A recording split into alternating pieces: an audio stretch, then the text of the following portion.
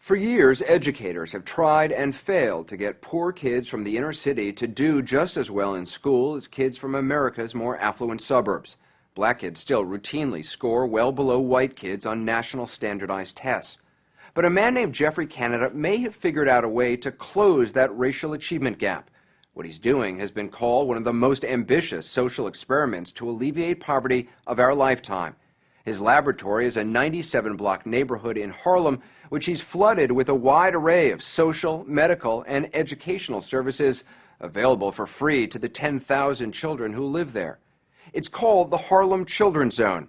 Ed Bradley first reported on Geoffrey Canada 3.5 years ago, but back then there was no way to tell if his children's zone was working. Today, however, results are in, and they're nothing short of stunning. So much so that the White House is now taking notice. For Geoffrey Canada, however, it's just a start. You grow up in America and you're told from day one, this is the land of opportunity, that everybody has an equal chance to make it in this country. And then you look at places like Harlem and you say that is absolutely a lie. So you're trying to level the playing field between kids here in Harlem and what, middle-class kids in a suburb? That's exactly what we think we have to do. You know, if you grow up in a community where your schools are inferior, where the sounds of gunshots are a common thing, where you spend your time and energy not thinking about algebra or geometry, but about how not to get beat up or not to get shot or not to get raped. When you grow up like that, you don't have the same opportunity as other children growing up, and we're trying to change those odds. He's trying to change those odds on a scale never before attempted. His goal, to break the cycle of poverty in an entire neighborhood by making sure all the kids who live there go to college. That's what it's all about. You really believe that's possible, to break that cycle? Absolutely no, we're going to do it. To do it, Geoffrey Canada decided to build his own school in the Harlem Children's Zone. Right now, there's some 1,200 kids enrolled from kindergarten to the 10th grade. It'll eventually expand all the way through the 12th grade. We've created a school to help you all become the smartest boys and girls in the country. It's a charter school, so Canada is able to run it his way, free from the bureaucracy and restrictions of the public school system. There's one adult for every 6 students. Classes are smaller and school days longer. Kids come in on Saturdays, and summer vacation, that only lasts 3 weeks. We will always ask permission before leaving the group? Yeah. Okay. Discipline is strict, and so is the dress code. To teach kids healthy eating habits, there are cooking classes using ingredients from the school's own organic garden. And if any of the kids get sick, this on-site clinic provides free medical, mental health, and even dental care. Good afternoon. Canada calls his school the Promise Academy, and this is what he tells parents at the start of each year. We promise our families, if your children are with us, we guarantee they're going to get into college, and we're going to stick with them through college, right? So that's the promise.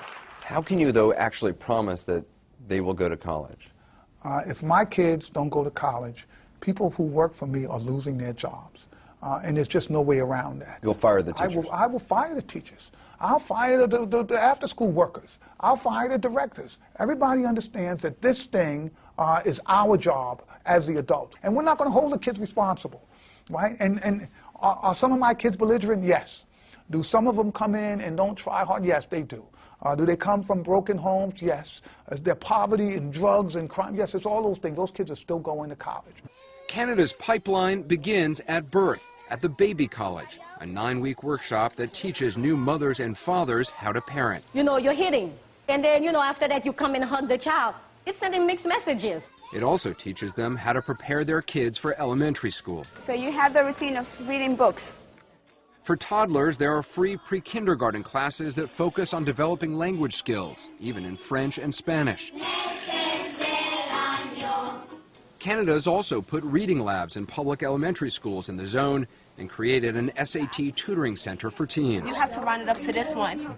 90% of the zone's public high school students who participate in Canada's after-school programs now go on to college. We get them in the pipeline, we seal it. Once they get in, we don't let you out. You get out with a college degree. That's the point.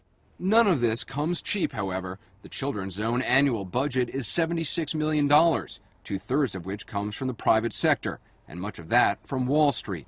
It comes to about $5,000 per child per year. $5,000 per kid, it's a lot of money. Yeah, it's a lot of money until you see what it costs us when we fail these kids.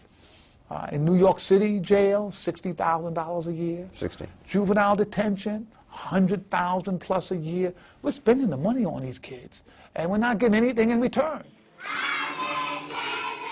Canada's long argued that investing in the Harlem Children's Zone would show a return. And now, for the first time, there's scientific data to prove it. Black children in our schools are not performing at even close the rate as white children in our schools. So the average black 17-year-old reads at the proficiency level of the average white 13-year-old. 4-year difference in effective reading skills. That's huge. But when Dr. Fryer analyzed 4 years' worth of Promise Academy test scores, he discovered something remarkable. At the elementary school level, he closed the achievement gap in both subjects, math and reading. Actually eliminating the gap in elementary schools. We never say anything like that. Absolutely eliminating the gap. The gap is gone, and that is absolutely incredible.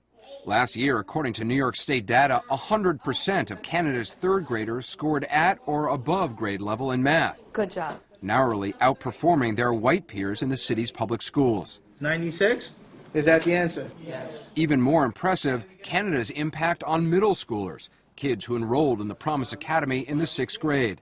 They started out far behind grade level, but Dr. Fryer found that within 3 years they had virtually eliminated the achievement gap in math and reduced it by nearly half in reading. These are kids that a lot of people had given up on, and he showed that it's never too late. Geoffrey Canada may be winning, but he's nowhere near declaring victory. Reversing the black-white achievement gap and then closing it in elementary school, that's huge. It's about an hour's worth of celebration huge. You know, I've got kids who might be shot tomorrow. We've still got a lot of work to do before I can feel comfortable that they're all going to be okay. According to Canada, 4 kids in the Children's Zone were shot to death this past year. 4 others were wounded. There's been an uptick in violence? Yeah, there's been an uptick in violence. So how will you measure success? How will you know when the Children's Zone has worked? When I see my kids by the thousands with degrees, I will say this is what we set out to do, and we've done it. We've got our kids in the best schools in America. They're going to be successful. They'll be competing with everybody else all over the country. People will be looking for kids from Harlem, saying, oh, those kids are so great from Harlem. We need more kids from Harlem to come in. Then we'll be successful.